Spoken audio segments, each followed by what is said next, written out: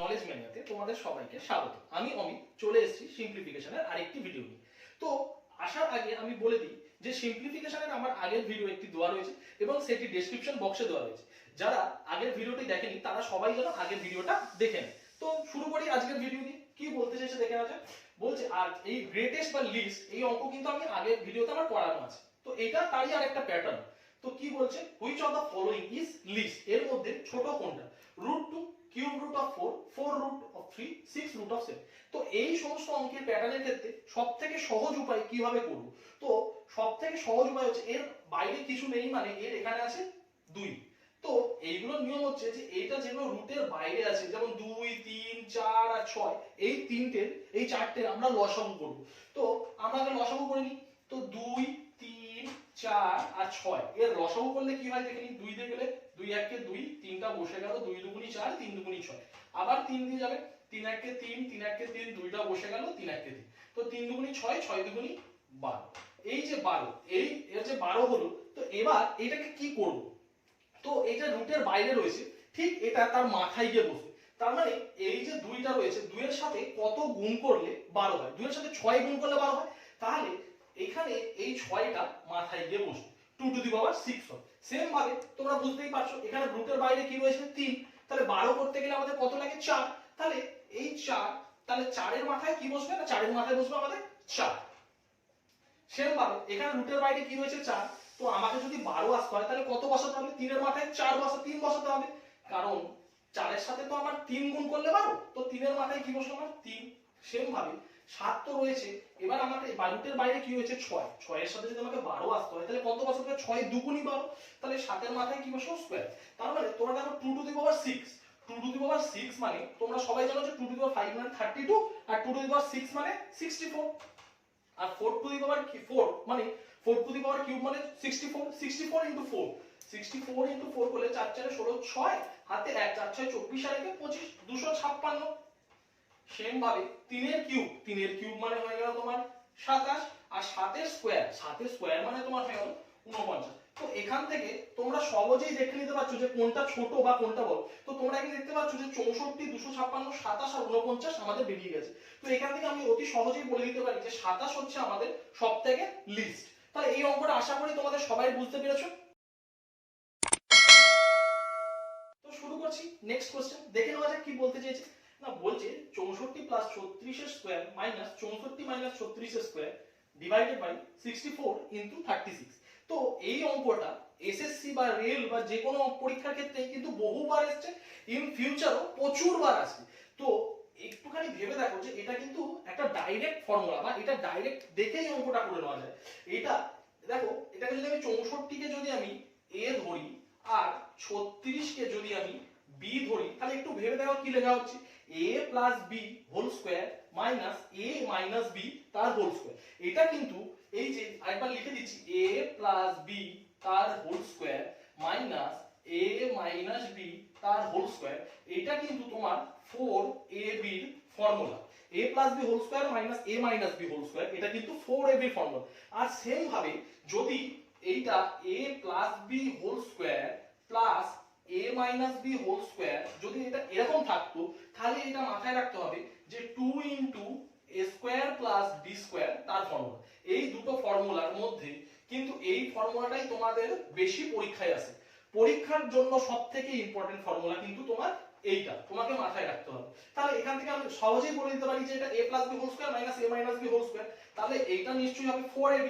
4 into a মানে কি? a মানে তোমার 64, আর b মানে তোমার কি? b মানে হয়ে গেল তোমার 36, আর নিচে রয়েছে তোমার 64 ইনটু 36। তো 64 ইনটু 36টা কেটে গেল, 64 ইনটু 36টা কেটে গেল, তাহলে তোমার পড়ে রইল কি 4। তাহলে 4 হয়ে গেল তোমার কি অ্যানসার। তাহলে আশা করি তোমরা এই অঙ্কটা বুঝতে পেরেছো। তো শুরু করি পরের একটা প্যাটার্ন, সিম্পলিফিকেশনের একটা অন্য প্যাটার্ন নিয়ে। কি বলতে চেয়েছে দেখে নেওয়া যাক। এখানেও তোমাকে লিস্ট নাম্বার বার করতে চেয়েছে। বলেছে যে 5 to the power 30, 7 to the power 20, 4 to the power 35, 3 to the power 40। এই টাইপের অঙ্কও কিন্তু প্রচুরবার পরীক্ষায় এসেছে এবং আগামী দিনেও আসবে। তো এই অঙ্কগুলোকে আমি করব কিভাবে? তুমি একটু ভেবে দেখো যে এখানে অঙ্কগুলো করার একটা নিয়ম হচ্ছে যে এগুলোকে প্রত্যেকটাকে একই ডিজিট আনতে হবে। মানে একই ডিজিট আনবো মানে সেটা কি, সেটা আমি বলে দিচ্ছি। দেখো এখানে রয়েছে 5 টু দি পাওয়ার 30, আমি 5 টু দি পাওয়ার 30 রেখে দিলাম, 7 to the power 20, 7 to the power 20। এবার তুমি ভাবো, দেখো 5 কে ভাঙা যায় না, 7 কে ভাঙা যায়, কিন্তু 4 কে ভাঙা যায়, মানে 4 মানে কি 2 এর স্কয়ার। তো 2 এর স্কয়ার আমি এরকম ভাবে লিখতে পারি, 2 এর স্কয়ার ইনটু 35, এরকম লিখলাম। তারপরে হলো কি 3 টু দি পাওয়ার 40, আর 3 কে কেন, 3 কেও কোনো ভাঙা যায় না। তো এবার 5 to the power 30, 7 to the power 20, এবার এখানে হয়ে গেল কি 2 টু দি পাওয়ার দেখো 72, মানে 70, 35 দুগুণী 70, 2 টু দি পাওয়ার 70, আর এদিকে হয়ে গেল কি 3 টু দি পাওয়ার 40। তো এইবার যে তোমার দেখো প্রত্যেকটা এবার ডিজিট গুলো যেগুলো এগুলো সেগুলো তোমার 30, 20, 70 আর 40, এই প্রত্যেকটা ডিজিটই কিন্তু তোমার দেখো 10 দিয়ে ভাগ যায়। তো 10 দিয়ে ভাগ যায় মানে তুমি এবার লিখতে পারো এখানে 10 দিয়ে ভাগ যাচ্ছে মানে 5 টু দি পাওয়ার কিউব, শুধু কিউব পড়ে রইল। এখানে 10 দিয়ে ভাগ যাওয়া মানে 10 দুগুণী 20, তো 7 টু দি পাওয়ার স্কয়ার।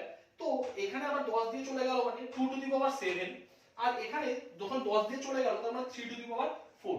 এবার এখান থেকে দেখো তুমি অনায়াসে তুমি কিন্তু এখান থেকে বার করে নিতে পারবে যে কোনটা ছোট কোনটা বড়। তো এখান থেকে কি হয় 5 টু দি পাওয়ার কিউব মানে 125, 7 টু দি পাওয়ার স্কয়ার মানে 49, 2 টু দি পাওয়ার 7 মানে 2 টু দি পাওয়ার 5 মানে 32, 64 আর 128, 2 টু দি পাওয়ার 7 মানে হয়ে গেল 128, আর 3 টু দি পাওয়ার 4 মানে হয়ে গেল তোমার 3 এর কিউব মানে হচ্ছে তোমার 81। তাহলে এখান থেকে আমরা সহজেই বলতে পারবো যে আমাদের লিস্ট ভ্যালুটা হচ্ছে কি না, লিস্ট ভ্যালুটা হচ্ছে আমাদের 49। আশা করি তোমরা সবাই এই অঙ্কটা বুঝতে পেরেছো। শুরু করি নতুন একটা প্যাটার্ন নিয়ে, সিম্পলিফিকেশনে কি বলছে দেখে নেওয়া যাক। Find the value of 1/9295 to whole square minus 298 into 290।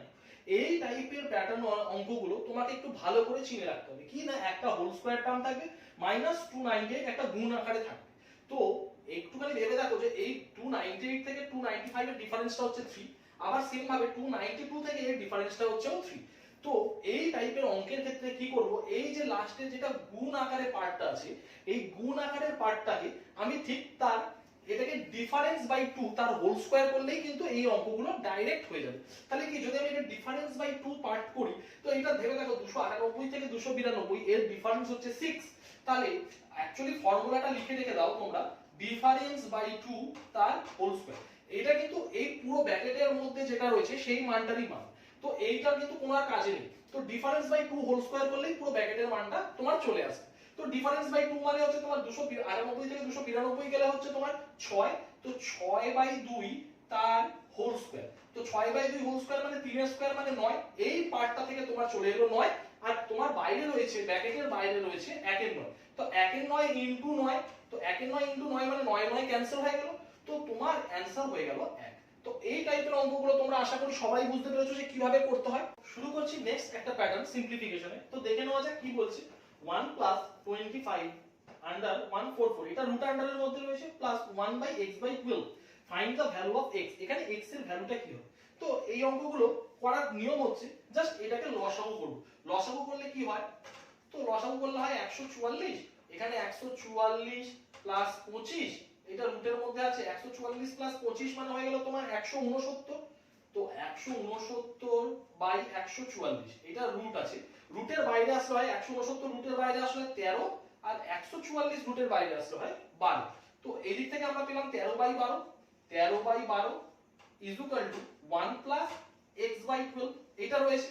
তো এবার এই একটাকে এইদিকে যোগ চিহ্ন আছে, আমি একটাকে এইদিকে নিয়ে চলে আসবো। তো 13/12 minus 1 is equal to x/12।